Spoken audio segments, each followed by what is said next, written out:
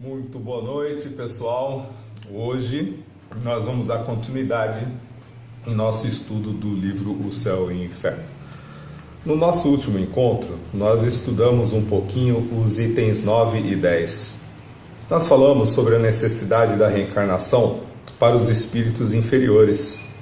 Nós falamos sobre o possível estado de felicidade para os espíritos que alcançaram o bem maior e que de uma certa forma são considerados como superiores. Ficou claro, isso ficou muito claro, que a imposição da reencarnação ela não é simplesmente um castigo, né? Como muitas pessoas podem enxergar, até mesmo dentro do espiritismo, mas ficou muito claro que é uma necessidade, porque seria impossível atingirmos a perfeição numa única existência. Poderíamos nos arrepender, como muitas doutrinas pregam? Poderíamos, e nos arrependemos constantemente, isso é certeza. Mas esse único arrependimento nessa existência seria o possível e o justo para que recapeássemos todo o mal que produzimos? O mal no sentido, eu não vou nem exagerar, mas o mal no sentido das pessoas que estão à nossa periferia. Então hoje, dando sequência no capítulo O Céu, né, do livro O Céu e o Inferno, nós vamos passar para as seguintes questões a partir da 11.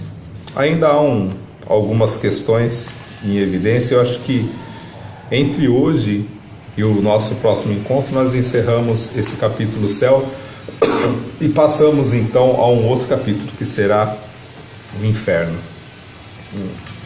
Seria interessante agora, né, já que nós estamos um pouquinho no frio, quem sabe pensando assim em algo mais quente, mas não um inferno quente, mas um diálogo mais quente a respeito do que realmente é o inferno dentro da concepção espírita e do nosso caráter, das nossas atitudes.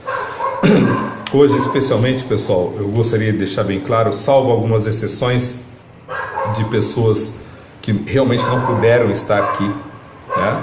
Ou por não estarem bem, por causa de saúde, ou por causa realmente do trânsito. Eu quero só deixar claro que a palestra hoje ela está sendo para os espíritos, aqui à nossa volta, e para vocês que assistem com frequência as gravações desse estudo, O Céu e o Inferno. Brincadeiras à parte, eu tenho certeza que muito alcance nós podemos atingir com esse tipo de estudo. E sejamos firmes e fortes em nossas consciências e continuemos adiante, como é o propósito. Então vamos lá. No item 11, nós temos o seguinte: a reencarnação pode se dar na Terra ou em outros mundos. Entre os mundos não há os mais avançados, onde a existência... Entre os mundos há os mais avançados, onde a existência decorre em condições menos penosas do que na Terra, física e moralmente. Mas, nesses mundos, só são admitidos os espíritos que chegaram ao grau de perfeição, a eles correspondentes. Vocês vejam aqui que ele não está falando em mundo extremamente evoluído, ele está falando em mundo que sirva ao grau de perfeição que nós tenhamos atingido.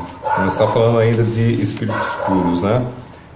Um outro interessante também é quando ele fala em onde a existência decorre em condições menos penosas do que na Terra. O que significaria esse menos penosas? Imagine vocês, Todos nós dependemos do nosso trabalho, do suor do nosso trabalho, seja ele qual for, por exemplo, né? Precisamos sair de manhã, ir até o nosso trabalho, nós vamos encontrar dificuldades de relacionamento, nós vamos muitas vezes encontrar dificuldade para chegar ao nosso trabalho, corremos o risco, como empregados, constantemente de sermos demitidos, isso é um fato. Como autônomos, nós passamos constantemente no nosso tempo entre executar os trabalhos e ir em busca de novos trabalhos, né? Porque é muito necessário isso. Nós temos também os afazeres domésticos, nós temos também as situações fortuitas que ocorrem no dia a dia e que nos impedem de fazer muitas outras coisas. A isso nós chamamos de vicissitudes. E se eu não me engano, vai ser citado mais adiante essa palavra. Mas a nível de antecipação, eu queria dizer o seguinte: o que são vicissitudes? Vocês já pararam para pensar? Vicissitudes tem a ver com vício? É vício? Vício e vicissitude é a mesma coisa? Não, não é a mesma coisa, tá? Vícios são itens de nossas qualidades, tá? Do qual nos prejudica e prejudica aos outros. Vamos dar alguns exemplos de vício. O álcool, por exemplo. O álcool consumido em excesso, ele nos causa prejuízos graves e também aos outros. Veja que é um vício, né? Que ele atinge os dois lados da moeda. Bom, se eu começar a dar exemplo, vão ser muitos, mas nós vamos ver que diretamente a grande maioria dos vícios ele atinge os dois lados da moeda, quando exercido de uma maneira acelerada, uma maneira muito personalizada. Uma pessoa que só olha para si mesma e põe os seus desejos, as suas sensações acima de qualquer coisa, ele deixa bem claro que a sua animalidade ela vale muito mais do que a razão. Então ela não está interessada naqueles que estão à nossa volta, estão interessadas apenas na saciez dos próprios desejos.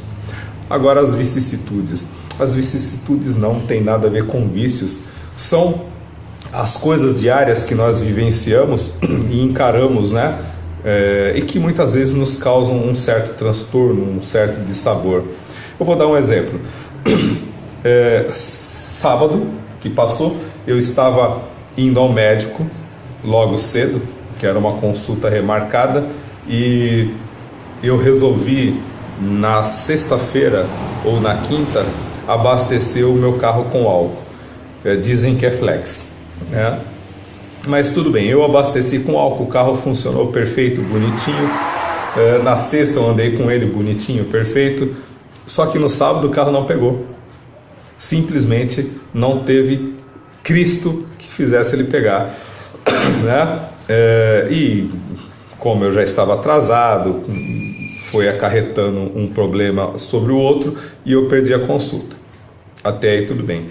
Esse é um tipo de vicissitude, são coisas que nós encaramos no nosso dia a dia e que tem que nos levar à reflexão de como nós realmente vivenciamos aquilo. Eu poderia ter ficado com muito ódio, com muita raiva, ter saído do carro xingando, eu poderia estar sofrendo por não conseguir uma outra consulta tão logo, afinal de contas eu não tenho convênio, e eu poderia já estar me desestabilizando todo emocionalmente. Não, simplesmente eu entrei, fui fazer café, que era muito cedo, tomei meu café, voltei, tentei fazer o carro pegar de novo e não pegou. Deixei para lá e fui fazer o quê? Fui trabalhar. Bom, esse é só um exemplo de vicissitude. Vicissitudes são as coisas que ocorrem no nosso dia a dia que movimentam a nossa inteligência, que faz com que muitas vezes a nossa existência seja um pouco mais penosa, um pouco mais dificultosa, mas não significa que a nossa vida, com essas vicissitudes, seja apenas de sofrimento. Elas podem ter muito menos a partir do momento que nós identificamos o que causa maior transtorno dentro de nós.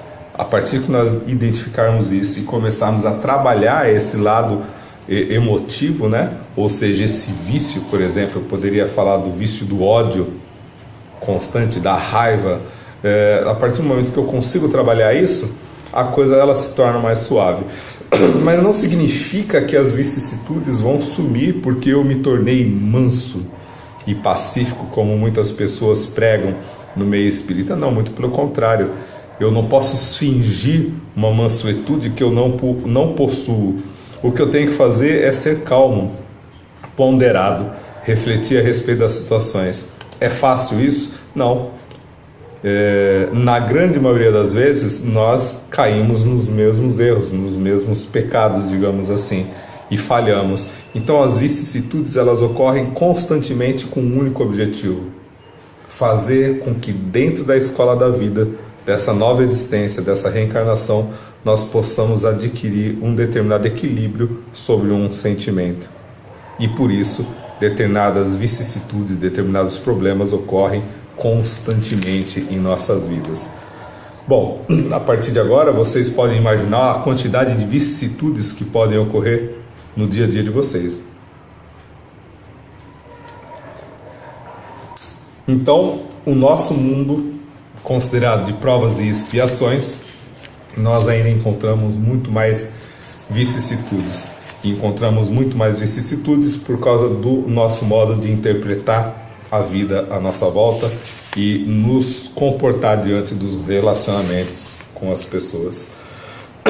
Continuando, a vida nos mundos superiores já é em si mesma uma recompensa, porque ali estaremos livres dos males e das vicissitudes que enfrentamos neste mundo.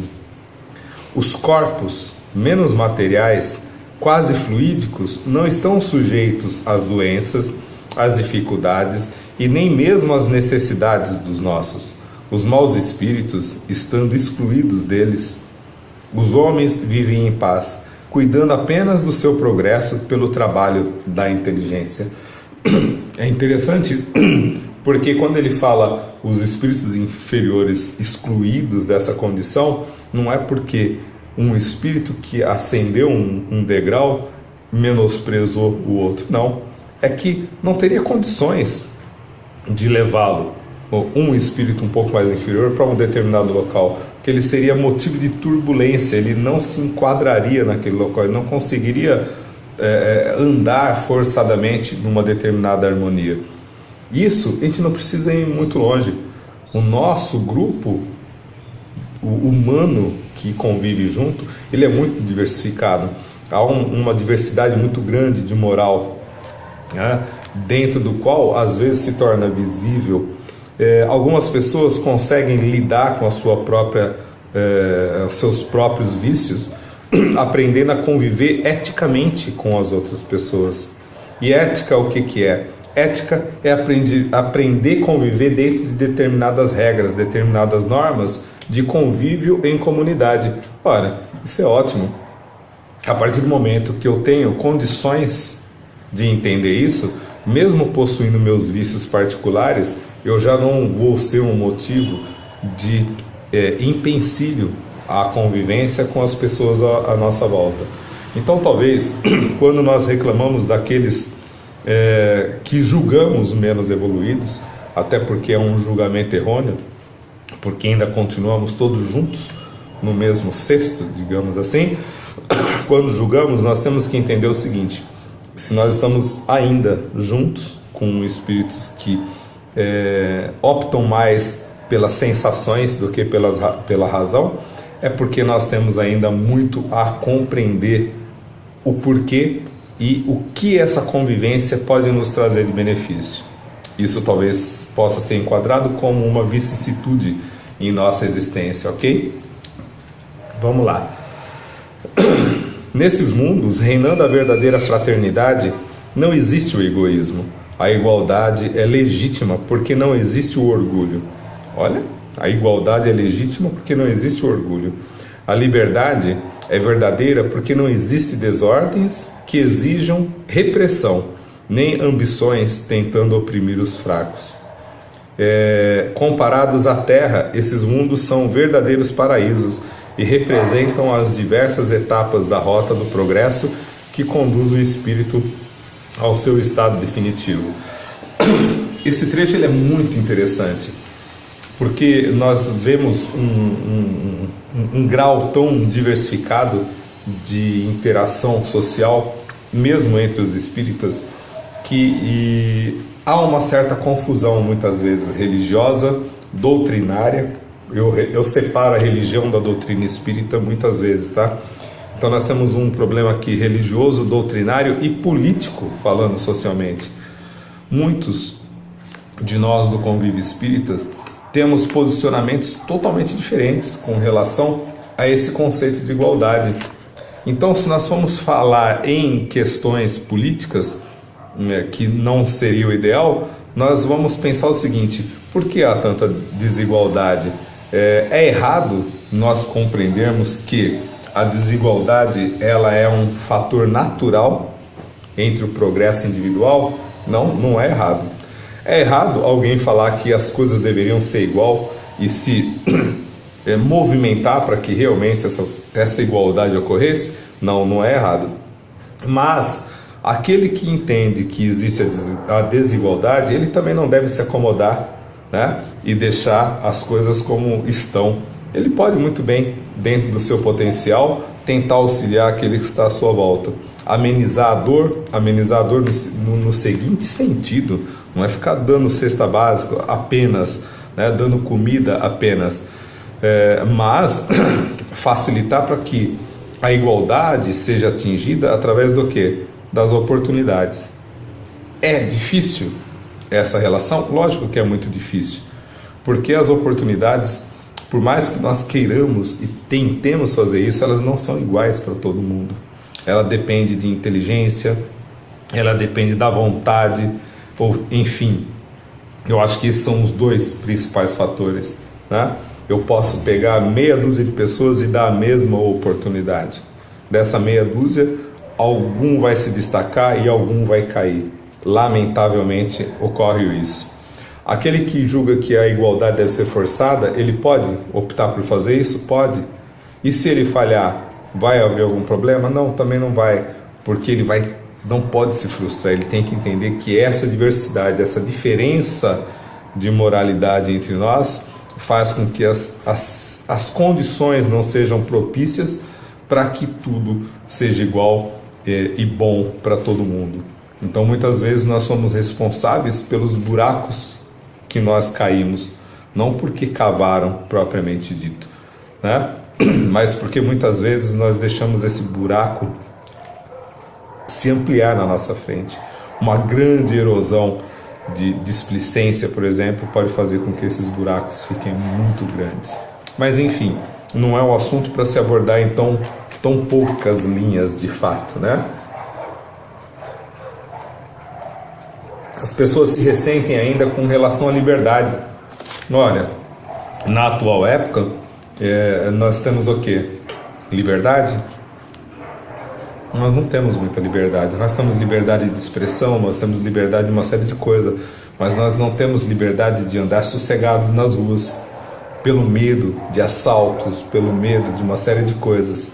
Então, essa falta de harmonização, essa falta de moralidade, que é essa grande mistura social que nós possuímos, ela é responsável para que a gente possa, de fato, compreender a nossa situação e aprender muito com ela, e ter a oportunidade de nos movimentar ou não. Mas isso é uma decisão que eu julgo muito particular, mesmo muitas pessoas não gostando desse posicionamento. Então, continuemos.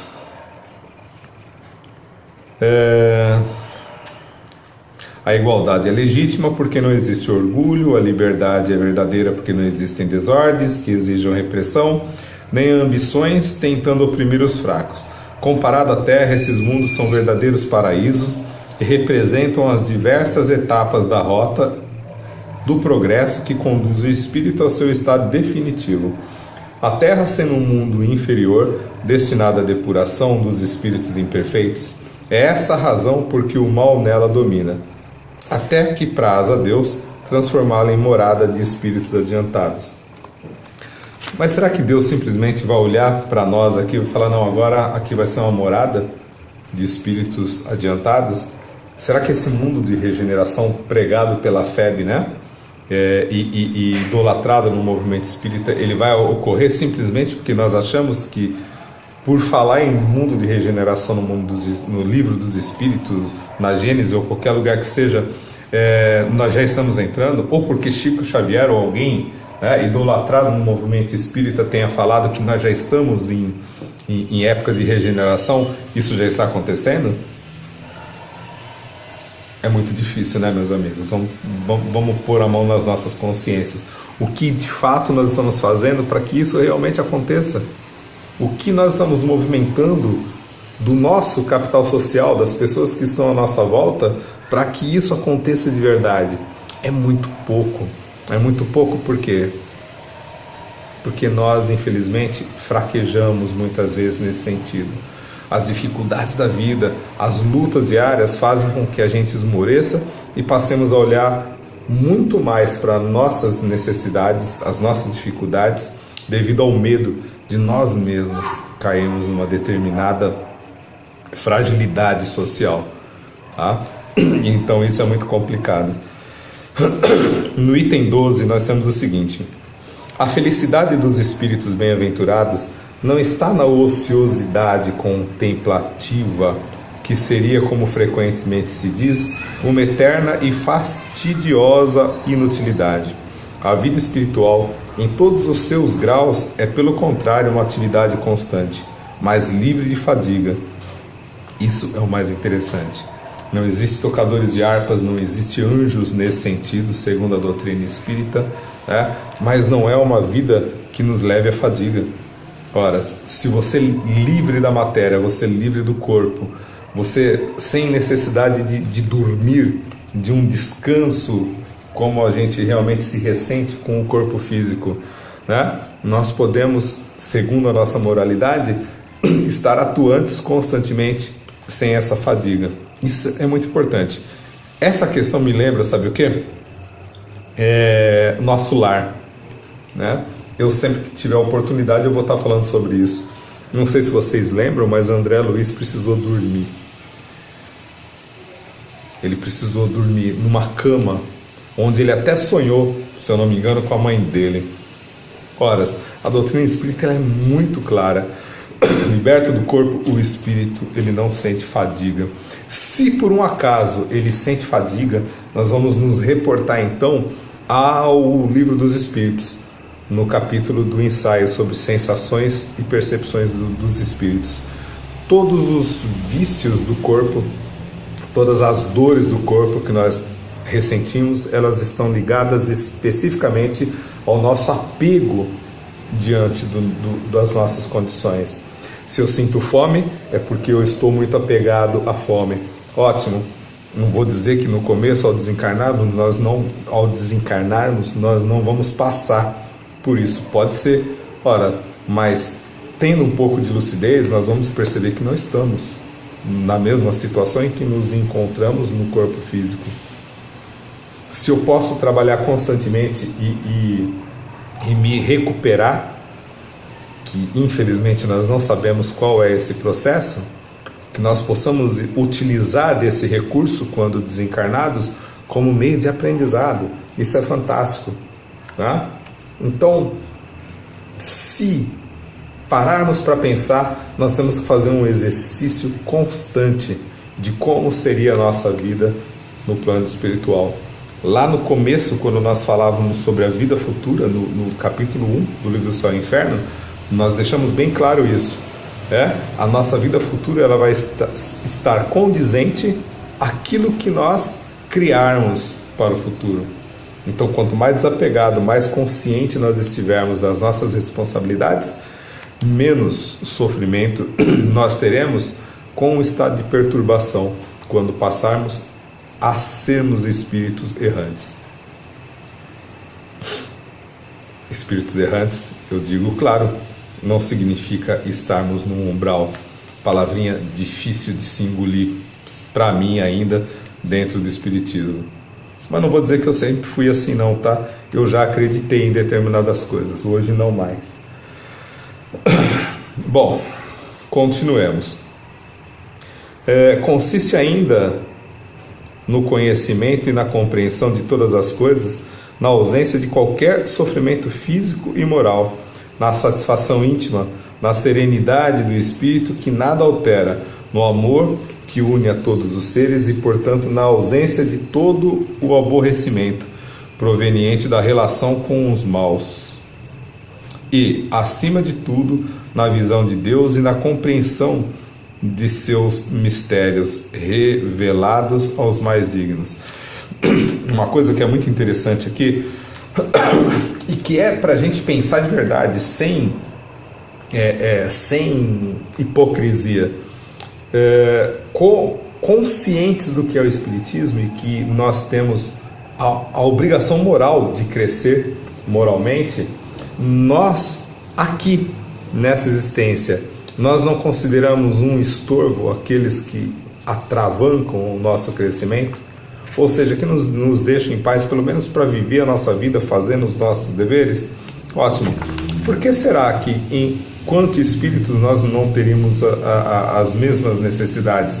Os maus, né? Aqueles que nós julgamos serem piores que nós, realmente atrasam, de certa sorte, o nosso crescimento como espíritos. Devemos nos ajudar? Sim, devemos nos ajudar constantemente. Nossos anjos da guarda, nossos guardiões, protetores espirituais, o que vocês quiserem chamar, estão aí justamente para nos mostrar isso. A necessidade de intuirmos aqueles, muitas vezes, a darem determinados passos em direção ao bem. Isso já é muito importante para o crescimento, tá? Então, sem ressentimentos, tá? Não é orgulho, não é não gostar da humanidade, mas se um espírito atingir um determinado patamar que ele possa crescer e ele quiser se afastar da nossa convivência, por que ficar ressentido com ele? Não seria muito mais óbvio que nós também nos esforçássemos para crescer? Não é isso que nós queremos profissionalmente? Não é isso que nós queremos? Bom, eu estou numa determinada profissão, eu luto para ascender nessa profissão, e se um amigo cresce, eu tento crescer junto com ele profissionalmente, vou estudar, vou fazer de tudo para estar ali, ladeando, parelhado com ele. Eu falo parelhado com ele porque muitos querem passar por cima, é claro, mas não é essa situação que eu estou lidando. Eu estou lidando com uma situação de bom senso, onde todos têm a necessidade de crescer juntos. Então vamos buscar recursos para isso. Por que eu vou ficar ressentido se alguém conseguir se destacar mais do que eu? É óbvio, por causa dos meus vícios.